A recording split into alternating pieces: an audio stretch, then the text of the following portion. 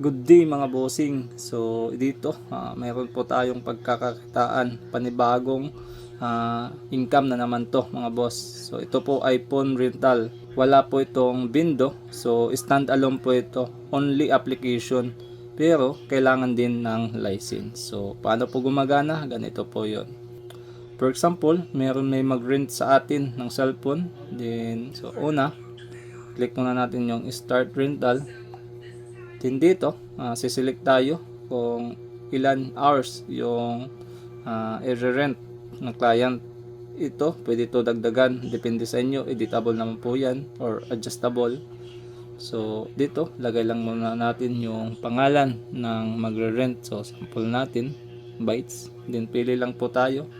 1 minute lang po, for example.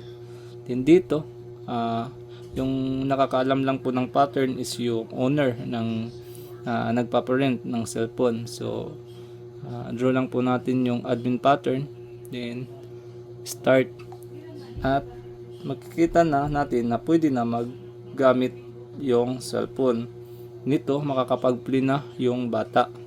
Sample yan.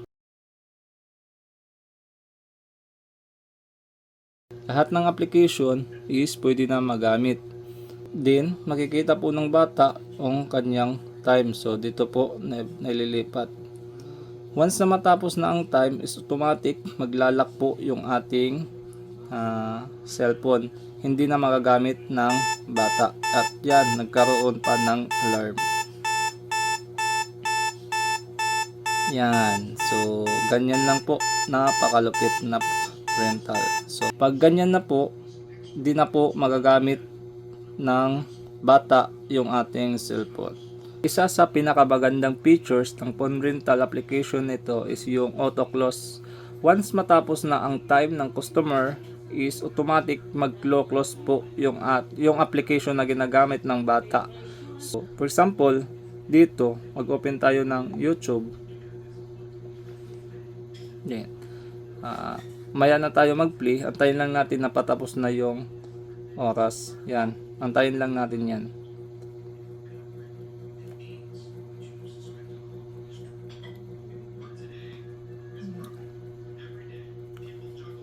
Once na matapos na yung time, is malalak yung ating cellphone.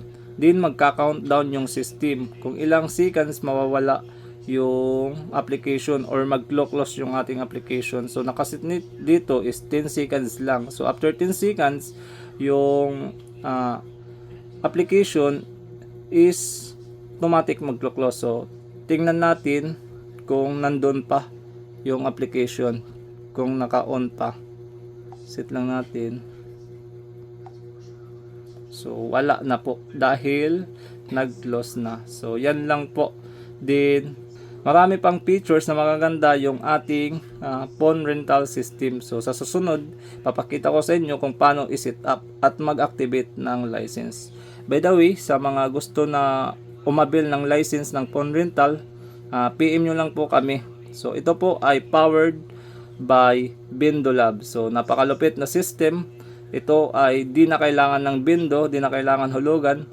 Just only application. So yan lang po mga boss. Sa mga gusto ng license, PM lang.